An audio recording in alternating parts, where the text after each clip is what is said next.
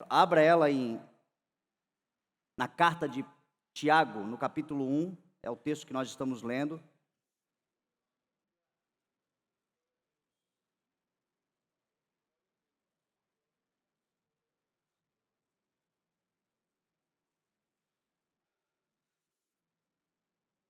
Parafraseando o apóstolo Paulo em Filipenses, no capítulo 3, falar-lhes novamente as mesmas coisas, para mim não é cansativo e para vocês é segurança.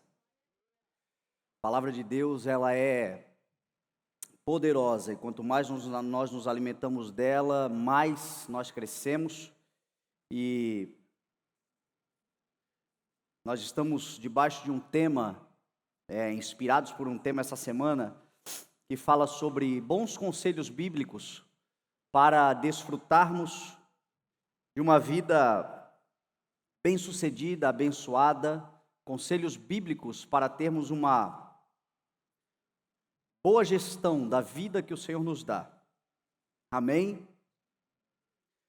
Eu quero te pedir para você ficar com a Bíblia aberta, se você que tem Bíblia, você que tem como anotar, se você quiser anotar aquilo que a gente vai falando,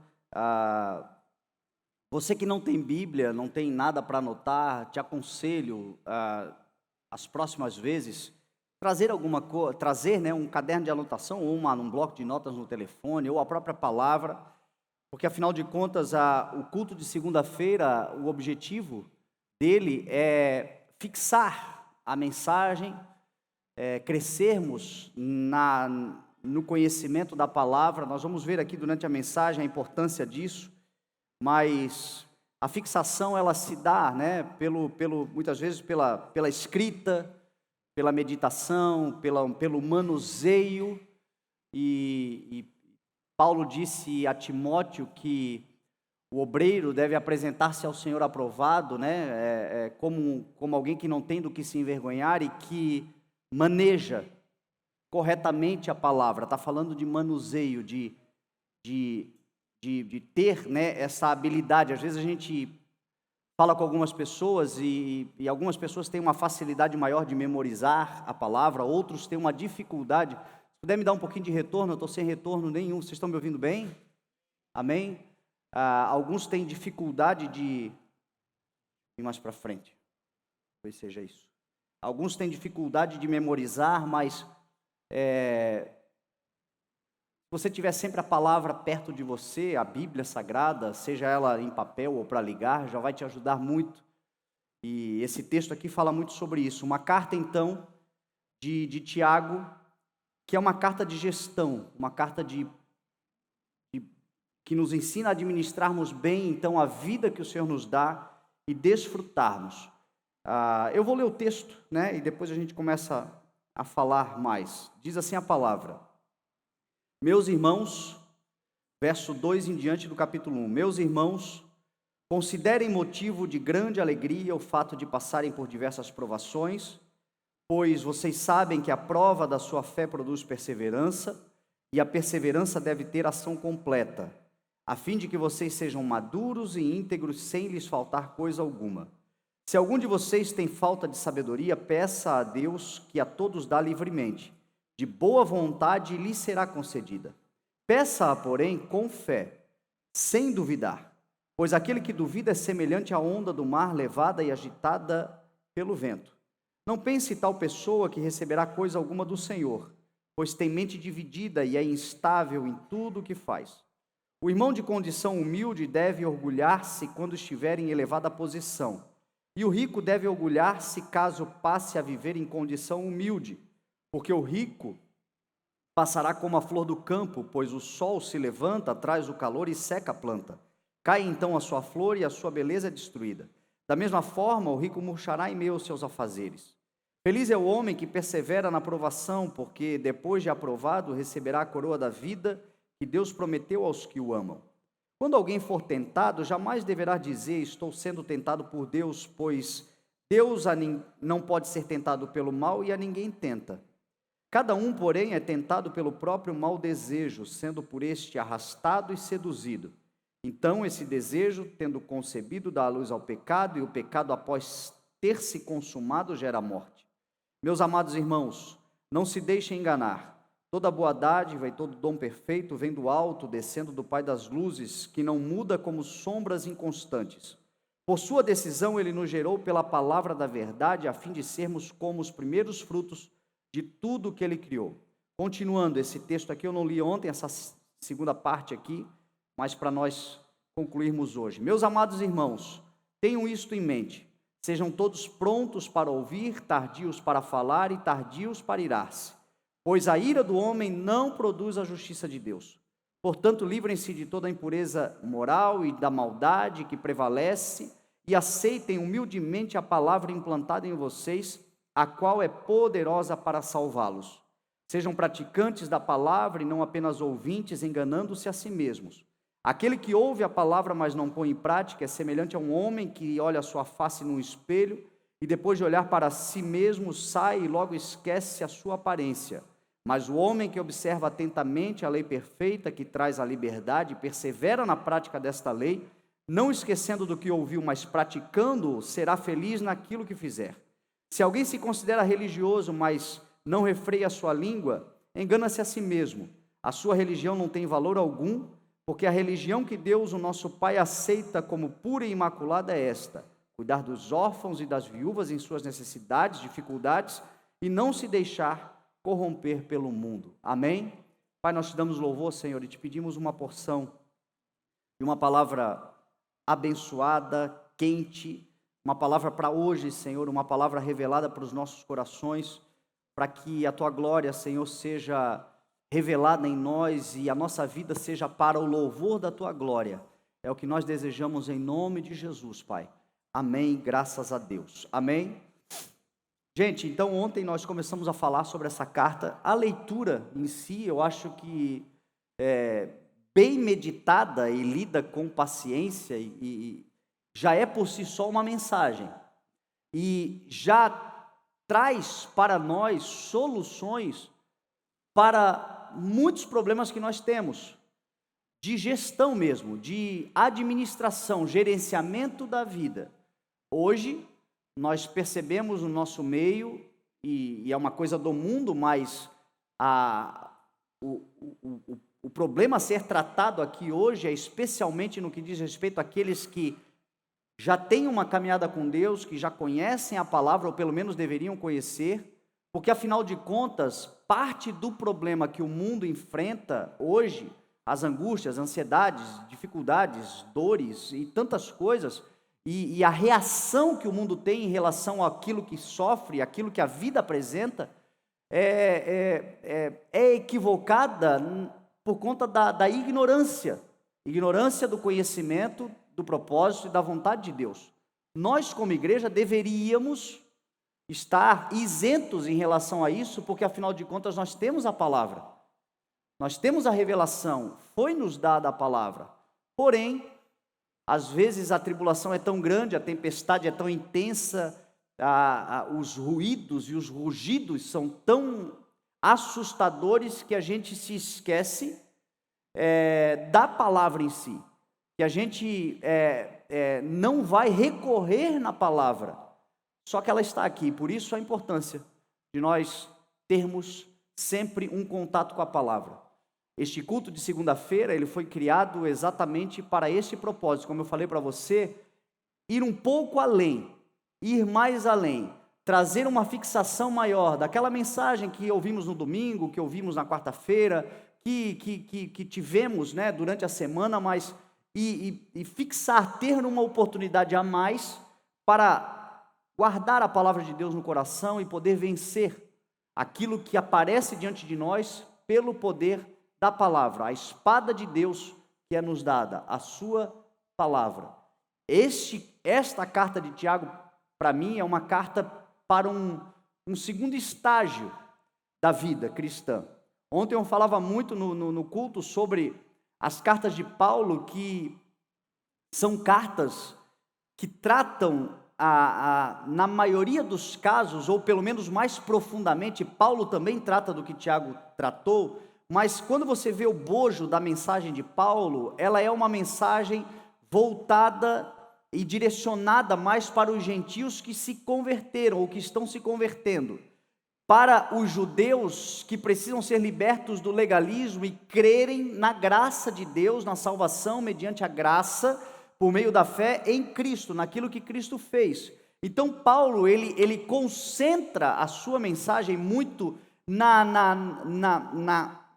confiança que nós devemos ter no que Jesus Cristo fez. Salvação pela graça, confiança que o sangue de Jesus nos justifica de todo pecado, que em Cristo a obra é completa e que basta crer naquilo que Jesus Cristo fez e nós já estamos salvos. Não é nada que eu possa fazer, não é nada que eu possa comprar, não existe nada senão simplesmente aceitar o presente.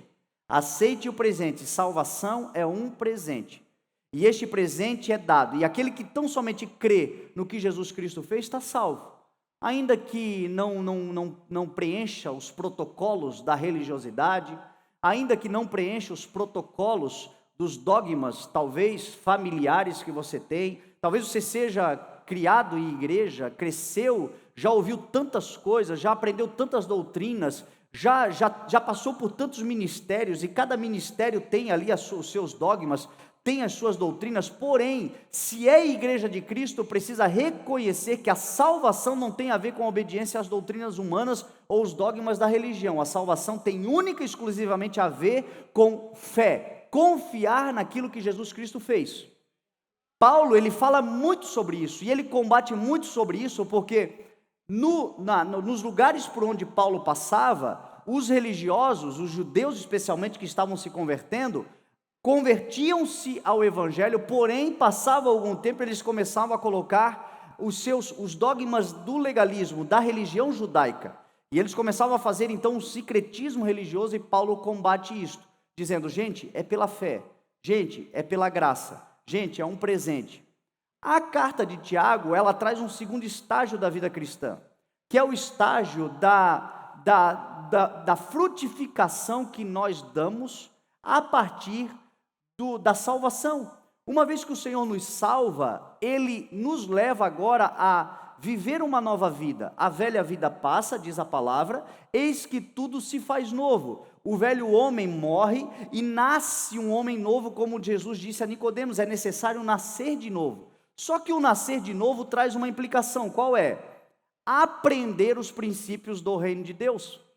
Aprender os valores do reino de Deus para ser um novo homem, vivendo um novo homem, que eu digo é a humanidade, o homem e a mulher, vivendo agora novos ares, uma nova vida, porém tendo que reaprender ou aprender tudo de novo, porque afinal de contas você morre, você nasce de novo, você tem que aprender. Então o evangelho, ele também é um ensino de condutas morais, de comportamento, que vai nos levando agora a frutificar segundo a vontade do Senhor. Frutificar segundo a vontade do Espírito, dar o fruto do Espírito. Muitos de nós não estamos dando fruto do Espírito ainda, não é porque não estamos no Senhor. Você já creu, você está salvo. Você não está dando fruto do Espírito ainda, é por uma falta de conhecimento. E a falta do conhecimento traz muitas vezes as dores, perecemos por falta de conhecimento, mas você está em Cristo. O homem muitas vezes olha para a parte externa, olha para o comportamento daquele que se converteu e diz assim, se tivesse se convertido ainda não estaria fazendo o que está fazendo, ou não faria mais o que está fazendo. Porém, muitas vezes ainda tem velhas práticas, mas é por falta de conhecimento. É aí que entra a instrução da palavra.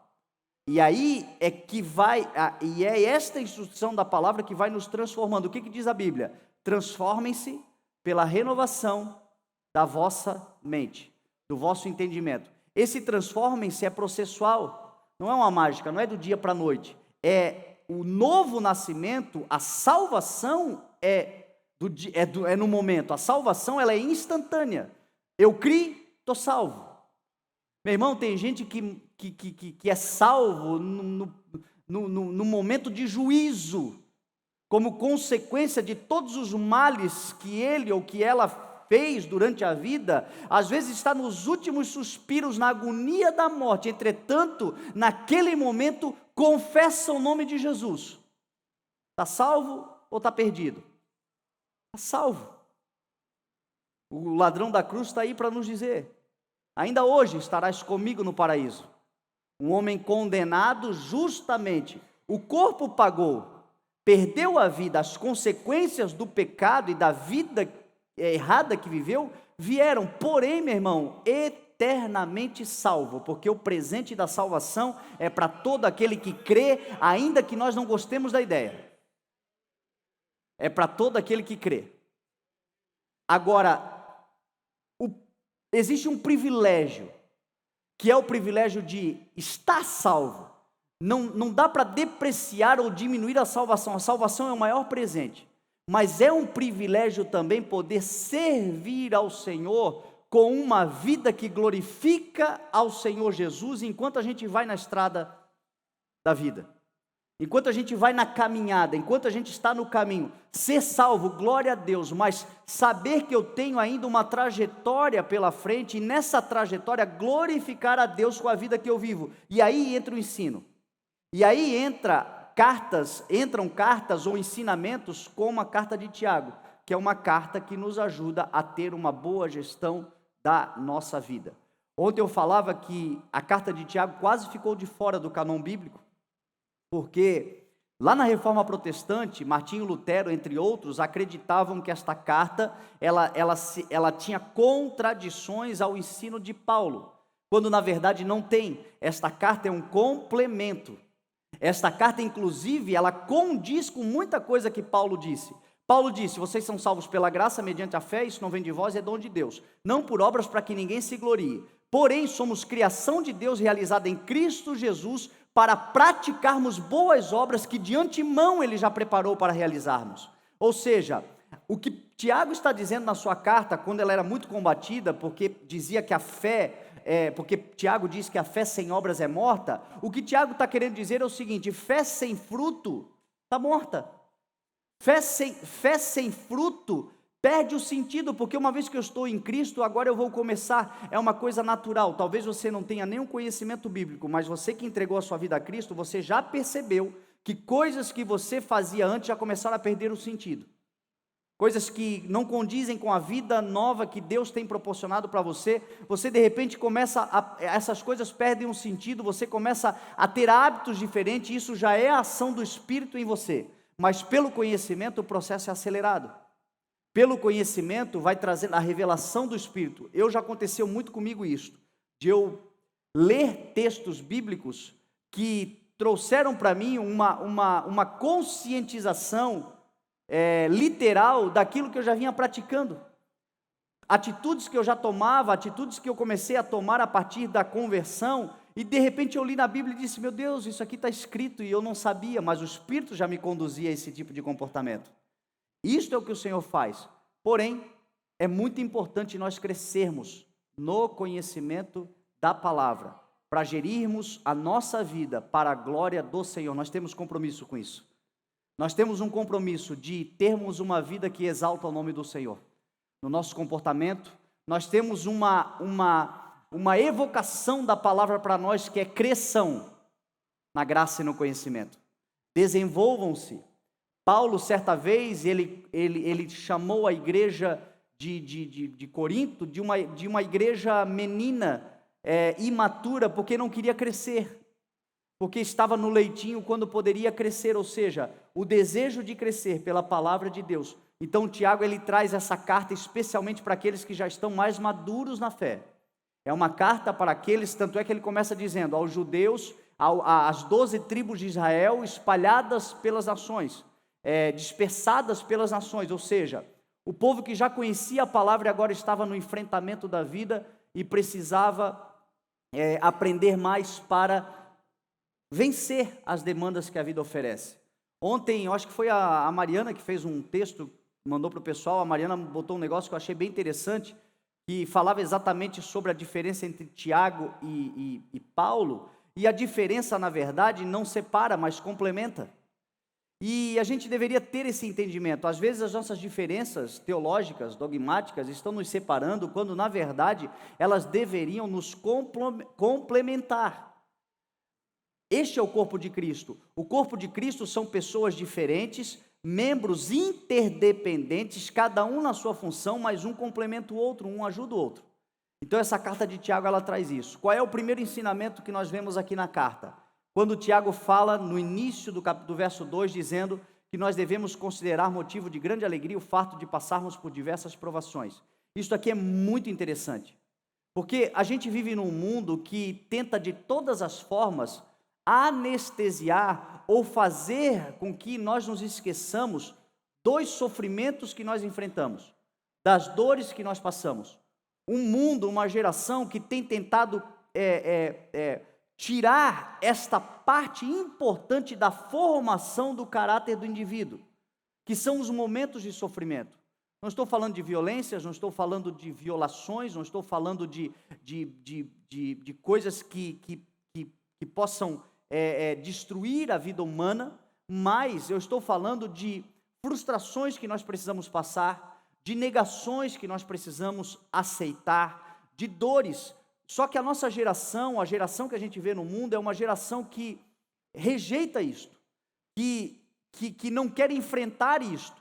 Hoje nós passamos por um tempo onde pessoas estão passando por dores e sofrimentos e elas anestesiam a sua alma, muitas vezes, para não encarar o sofrimento, não encarar a dor, não encarar o problema, fazer de conta que ele não está ali.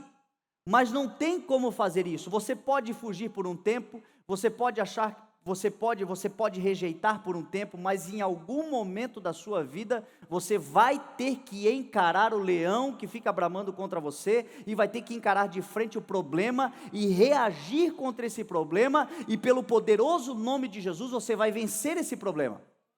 Mas ele está ali. Tem um texto que diz assim: se você se mostrar frouxo no dia da angústia, a sua força será pequena. E às vezes nós estamos afrouxando diante de dificuldades. Isto é culpa de uma geração que está sendo criada sem passar pelas privações e provações, pais que super protegem filhos, e ontem eu dei um exemplo muito banal, mas é válido. Eu falava ontem sobre o pai que cresceu querendo ir no McDonald's, mas ele só podia ir uma vez por ano, e hoje o filho quer ir toda semana, e ele diz o seguinte: olha, quer saber, eu não vou deixar o meu filho sofrer as negações e as privações, porque quando eu era criança eu queria tanto um McDonald's, e hoje eu vou dar McDonald's para o meu filho todo dia. E aí você está dando McDonald's para o teu filho todo dia, está dando tudo que o teu filho pede todo dia, mas você está se esquecendo muitas vezes que esse tipo de atitude está te trazendo problemas.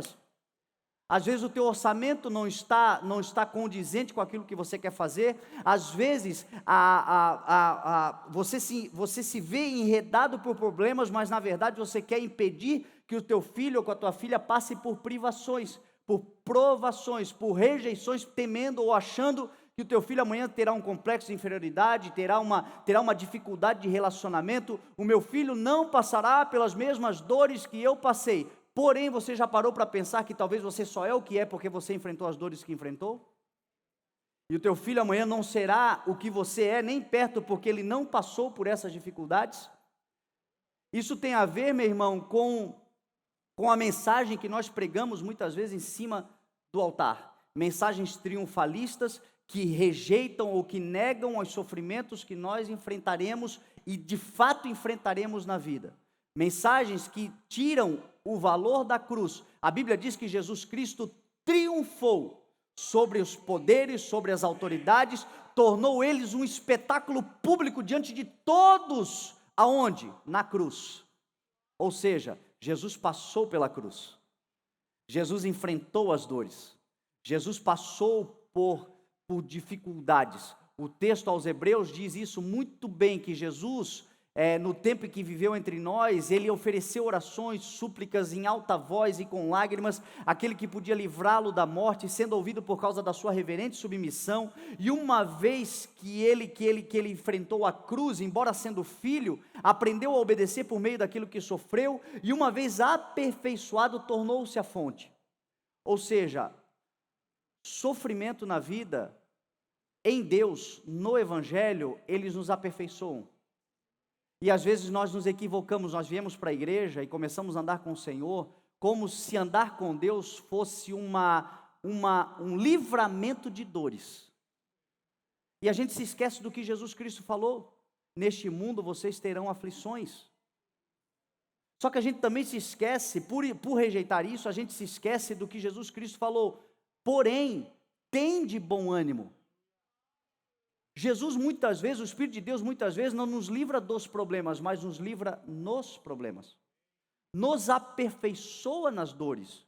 Meu irmão, isso é muito importante porque a gente vê uma geração de crentes cheios de dúvidas em relação a quem Deus é, ou se de fato são em Deus, porque eles associaram vida com Deus com perfeição.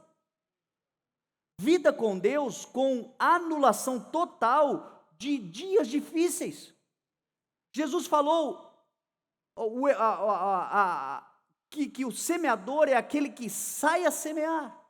E lá no Salmo vai dizer que a semeadura muitas vezes é com choro. Porém, aquele que chora enquanto semeia, ou seja, está doendo, mas eu estou semeando. Estou sofrendo, mas eu estou semeando. Não está bom, mas eu estou semeando. Tem doença, mas eu estou semeando. Tem um dia de escassez, mas eu estou semeando. Tem desemprego, mas eu estou semeando. Aquele que lança a semente enquanto semeia, voltará colhendo os seus feixes com alegria. Não tem como negar. A Bíblia diz que nós, embora filhos, também seremos participantes de todas as heranças que o Senhor Jesus já conquistou, se de fato participarmos dos seus sofrimentos, para que também participemos da sua glória. Paulo vai dizer em 2 Coríntios capítulo 4, que embora por fora, exteriormente estejamos a nos desgastar, sofrimento desgasta ou não desgasta? Tem gente que você olha, você sabe que está sofrendo. As olheiras de uma noite mal dormida, o emagrecimento de dias, especialmente quem sofre do coração, gente, do coração emotivo, aquele que perdeu um grande amor, muitas vezes no conceito dele, e aí a pessoa nos primeiros meses emagrece, e você vê aquele sofrimento na cara da pessoa, e aí Paulo vai dizer assim: eu entendo desse negócio aí, embora exteriormente nós estejamos a nos desgastar, interiormente, por termos fé no Senhor, por confiarmos que um dia a coisa vai virar, do que crermos que temos uma esperança que é maior do que todas as deficiências e os problemas, interiormente estamos sendo renovados dia após dia. E Paulo vai dizer assim: os nossos sofrimentos, leves e momentâneos, estão produzindo para nós uma glória eterna, que pesa mais do que todos eles.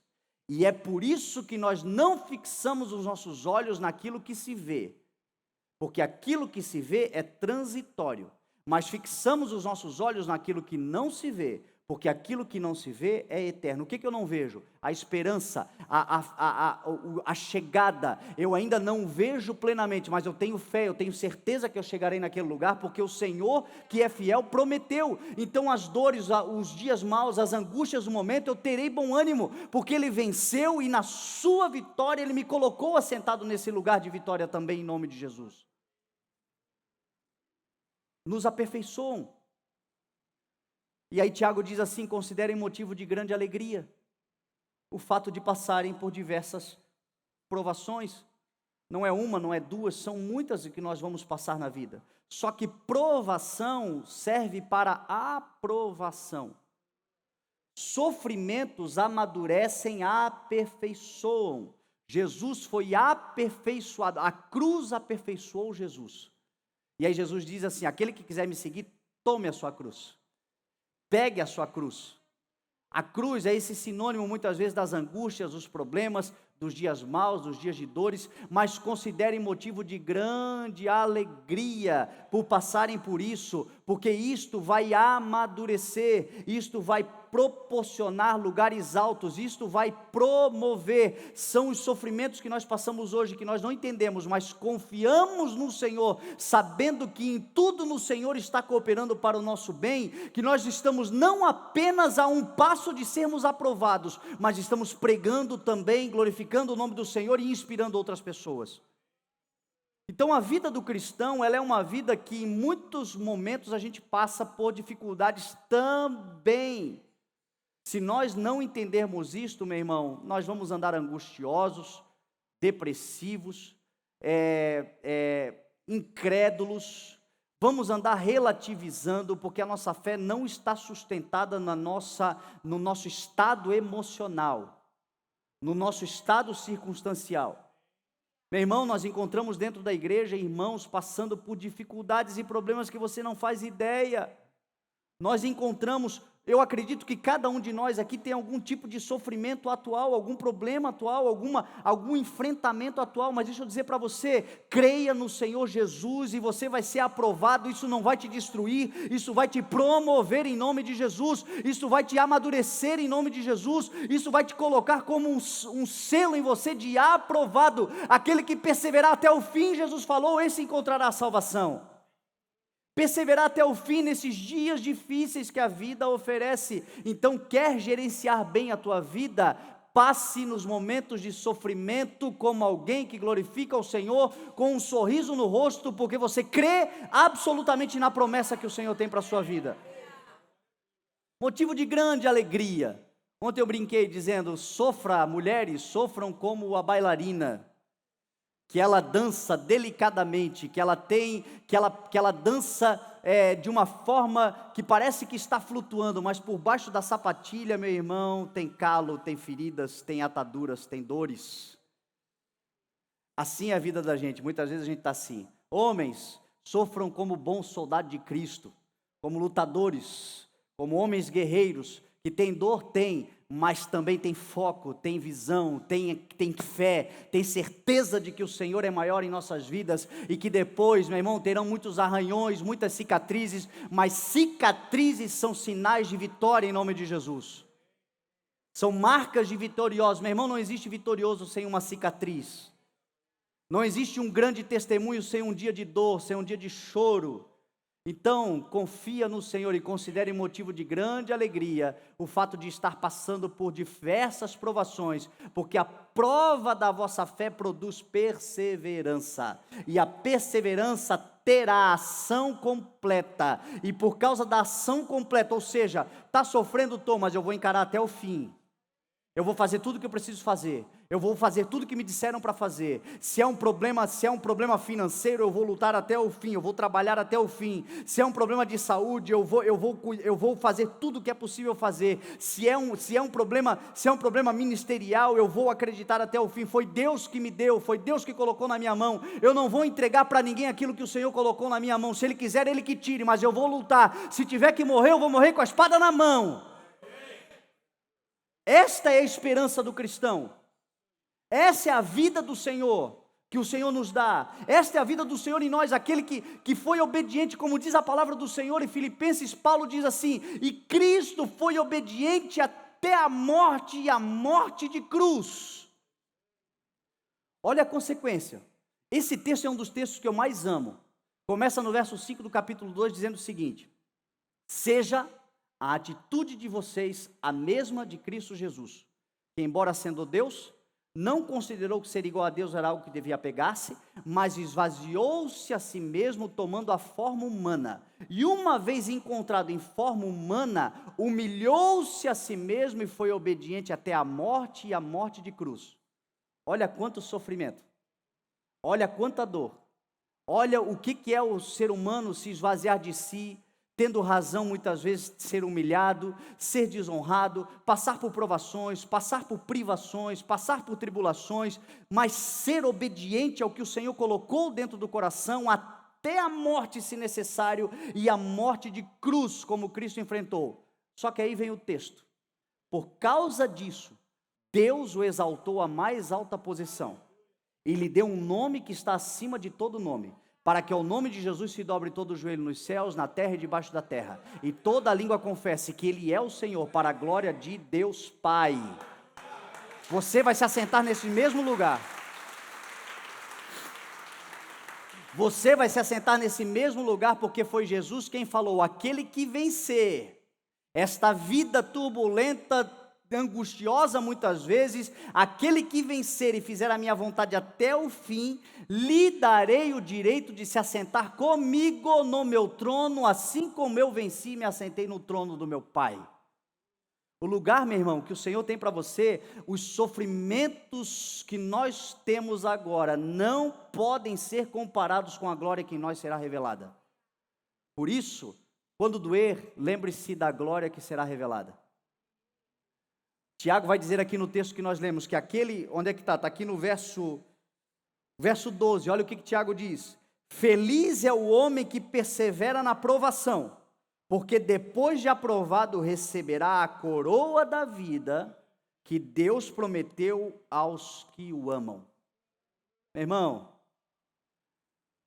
nós somos sacerdócio real. O que Jesus conquistou para nós foi para nos fazer reino e sacerdotes. E nós reinaremos sobre a terra. Chegará o tempo, meu irmão, em que você vai reinar sobre a terra. Só que todo rei preparado pelo Rei dos Reis, lembra de Davi? Foi ungido rei e foi perseguido, foi caluniado, foi atacado, foi desenvolvido no deserto, foi protegido em cavernas. Chegou o dia de se assentar no trono, mas foi forjado no fogo, porque é assim que o Senhor nos forja. Por isso, não reclama da dor. O que está acontecendo aí é uma forja do Senhor para a sua vida. As provações são para a aprovação do Senhor sobre a nossa vida. A forja do Senhor dói, mas chegará um momento em que olharão para você e verão aquilo que procede de Deus na sua vida, porque o Senhor é quem te treinou, e aquele que está te treinando não deixará você morrer no deserto, mas te colocará no lugar. Tem coroa reservada para aqueles que perseveram na aprovação e vão até o fim na aprovação. Não desista, meu irmão, porque tem coisas que o Senhor tem para nós que vão levar tempo. E aceitar dói menos. Parar de murmurar vai doer bem menos. Parar de reclamar vai doer bem menos. Tem coisa na minha vida que eu enfrento hoje que o primeiro ano e meio, 2 anos, eu fui teimoso, talvez os 3. Gente, a minha oração diária era uma angústia, era uma amargura, era uma dor. E era aquela oração de súplica. Já, vocês querem me expulsar? Eu nem comecei, meu irmão. Jesus amado. E é sério mesmo?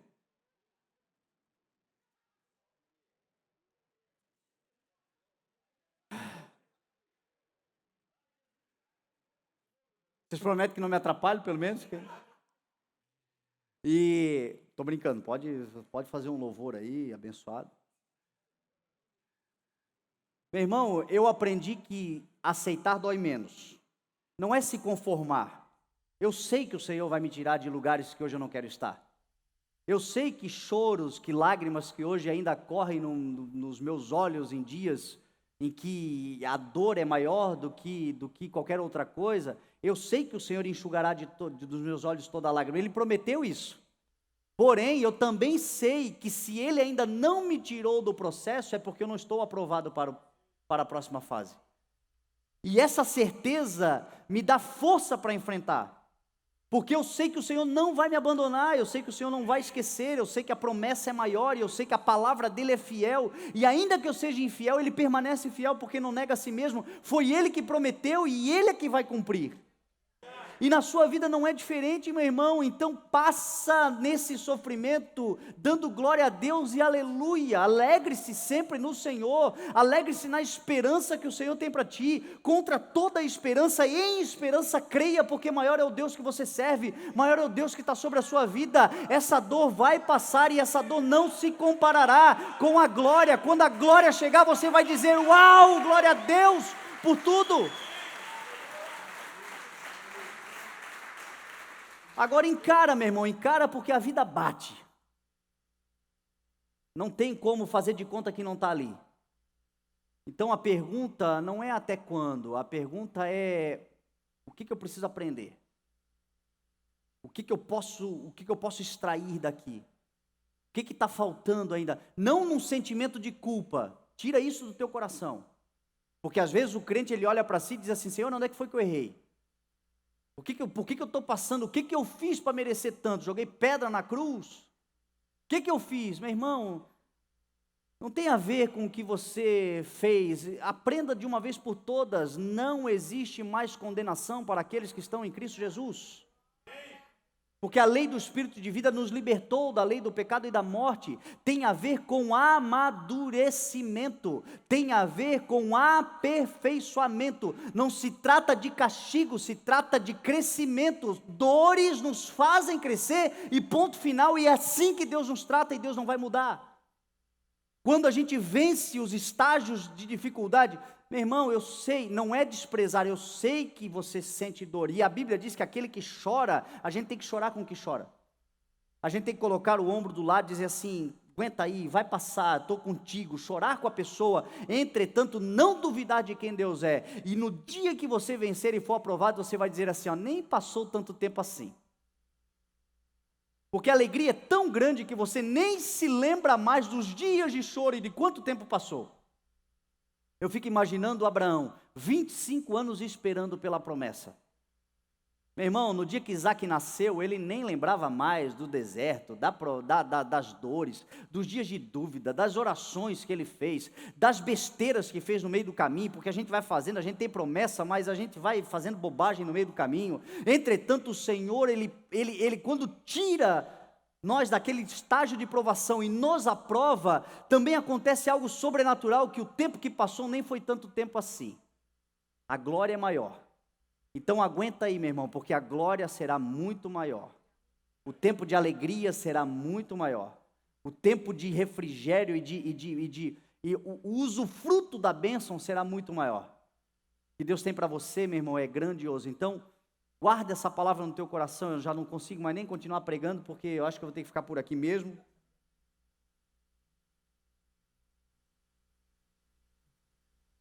O problema é que se eu me empolgar, gente... Mais uma então, vamos mais uma parte? Deixa eu ver uma aqui, deixa eu fazer uma aqui que eu não falei ontem. Olha o que diz a palavra do Senhor, o verso 19 diz assim, meus amados irmãos, tenham isto em mente, sejam todos prontos para ouvir, tardios para falar e tardios para irar-se, pois a ira do homem não produz a justiça de Deus. Portanto, livrem-se de toda a impureza moral e da maldade que prevalece, e aceitem humildemente a palavra implantada em vocês, a qual é poderosa para salvá-los. Isso aqui é muito importante para uma boa gestão da vida. Prontos para ouvir, tardios para falar e tardios para irar-se. Os maiores problemas que a gente enfrenta normalmente são porque prontamente a gente se ira com qualquer coisa. O mundo parece que virou uma bomba relógio pronta a explodir a qualquer momento. As pessoas estão num estágio tão grande de opressão, que elas estão a ponto de explodir a qualquer momento, e às vezes uma pequena fagulha traz um estrago enorme. Agora nós temos a palavra de Deus no nosso coração. E a palavra de Deus diz assim, sejam todos prontos para ouvir. Prontos para ouvir o quê? A própria palavra. Porque a fé vem pelo ouvir e pelo ouvir. A mensagem, a palavra mediante a mensagem de Cristo. Se você estiver com os teus ouvidos sempre atentos à palavra de Deus, você sabe o que a palavra vai produzir em você? Paz. Sabe o que a palavra vai produzir em você? Domínio próprio. Sabe o que a palavra vai produzir em você? Mansidão. Sabe o que a palavra vai produzir em você? Longanimidade. Tem gente que diz assim, eu sou pavio curto. A palavra estende o pavio, mas é de uma forma que você pede para explodir, mas não explode. A palavra produz alegria. Porque a palavra ela vai produzindo tudo que procede do Espírito, é o fruto do Espírito que vem pelo ouvir. Por isso, sejam todos prontos a ouvir. Sempre diante de uma dificuldade, guarda isso no teu coração. Torne isto um hábito. Prontos para ouvir, tardios para falar, tardios para irar-se. Sempre que você estiver diante de alguma situação, primeiro busque um conselho da palavra. Liga para alguém, peça um conselho. O sábio ouve conselhos. Liga para alguém que tem o Espírito Santo de Deus, que você sabe que é fiel, você sabe que você pode confiar. E pergunta. Ou abra a palavra e deixa o próprio Deus falar com você, porque você vai ouvir o Senhor falando também. Mas, entre qualquer decisão, meu avô, ele tinha um conselho que eu guardo para mim. Ele dizia assim, Fernando, entre um dia e outro tem uma noite no meio.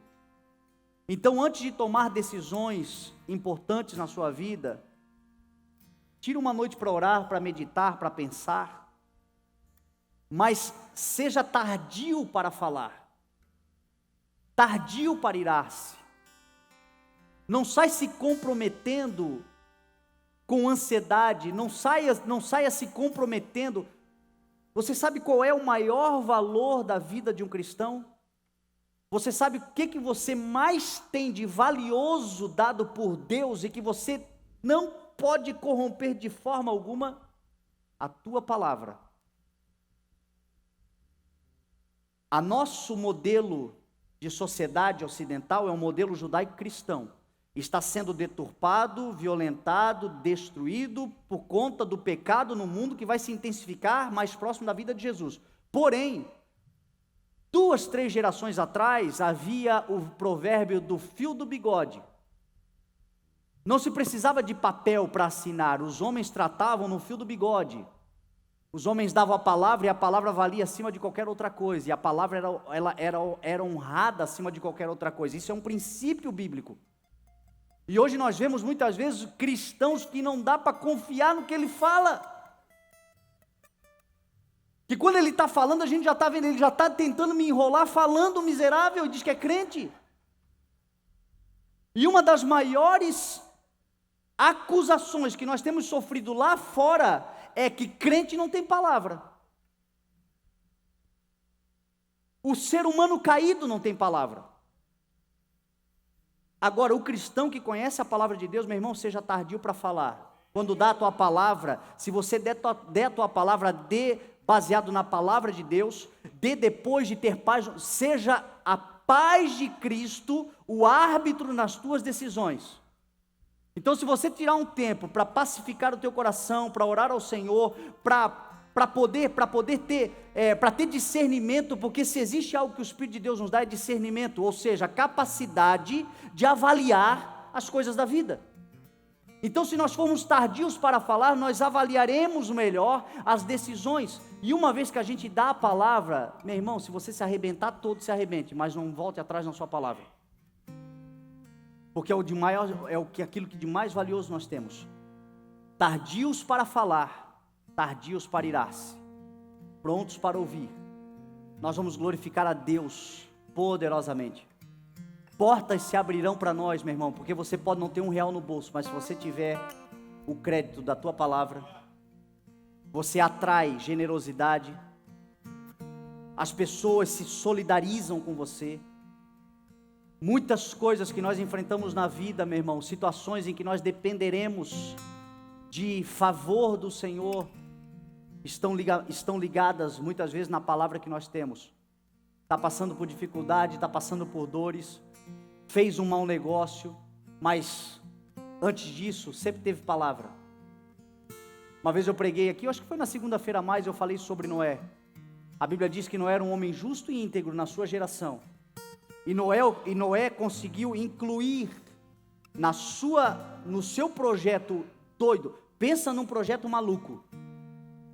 Construir um navio no deserto. Você já parou para pensar nisso? Não tem mar, não tem lago, não tem chuva. E Deus diz assim: constrói um navio. Meu irmão, o mínimo que as pessoas podiam pensar é interdita. E as pessoas de fato Riam de Noé. Mas quem é que ria de Noé? Quem não conhecia Noé. Porque quem conhecia Noé sabia que Noé tinha palavra.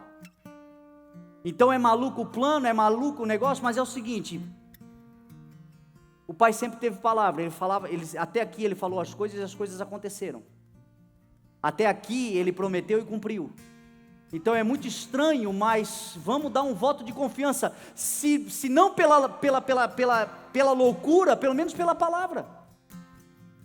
Um homem justo, um homem íntegro e um homem protegido no meio de um caos. Nós estamos vivendo os dias semelhantes aos dias de Noé, disse Jesus. Então a palavra que nós temos, meu irmão, é a palavra de Deus que nós carregamos. Busque a palavra, o bom conselho da palavra, a sabedoria que há na palavra. Tiago vai dizer aqui, que pela palavra nós vencemos. A Bíblia diz aqui que as tentações nós vencemos pela palavra. Ontem eu falei sobre isso. Você quer vencer as tentações, que são as pedras de tropeço que Satanás coloca para que eu e você caiamos e passemos vergonha? Você quer vencer? Recite a palavra. Onde é que está escrito? Mateus capítulo 4. Jesus na tentação venceu Satanás porque ele recitava a palavra. Ele lembrava-se da palavra. Ele falava a palavra. E ele venceu todas as tentações. Se nós recitarmos a palavra, meu irmão, ele dará ordem aos seus anjos ao nosso respeito para nos proteger em todos os nossos caminhos e para que nós não tropecemos em pedra alguma. Ainda que tropecemos, meu irmão, o Senhor estará lá com a sua mão, porque ele honra e ele vela pela sua palavra. Eu li aqui, só para nós terminarmos então, não sabia nem porque estava lendo, mas agora eu entendi. Jeremias, capítulo 1.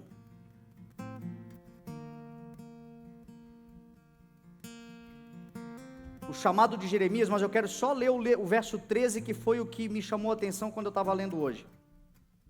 Verso 12, Jeremias disse assim: o Senhor me disse, você viu bem, pois estou vigiando para que a minha palavra se cumpra. O Senhor vigia, meu irmão, dia e noite. A Bíblia diz que o guarda não tosquenejará. O Senhor é aquele que nos guarda, ainda quando estamos dormindo, o Senhor está nos guardando. O nosso Deus, o nosso general não dorme.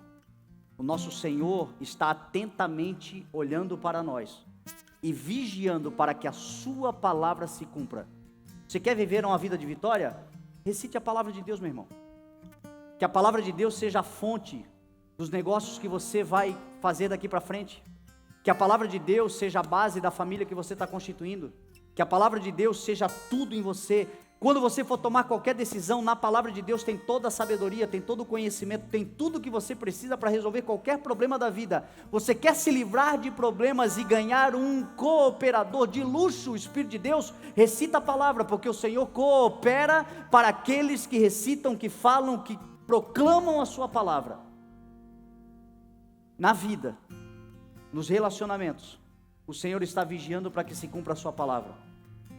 Quando você, meu irmão, se esconde na palavra de Deus, acabou, vai acontecer, vai se manifestar, vai ser produzido, até aquilo que não existe, o Senhor é poderoso para fazer existir, porque Ele é aquele que traz à existência coisas que não existem, como se já existissem antes.